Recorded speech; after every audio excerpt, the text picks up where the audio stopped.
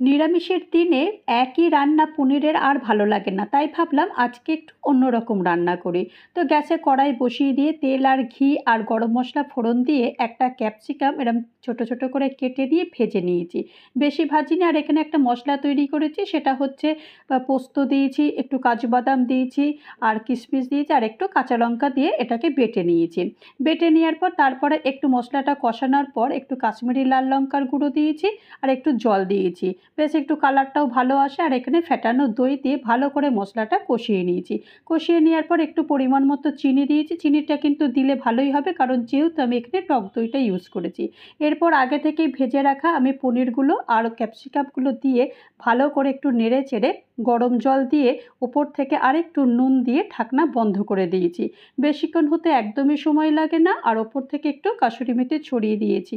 ব্যাস তৈরি হয়ে গেছে সাদা পনির। খেতে দারুণ হয়েছিল।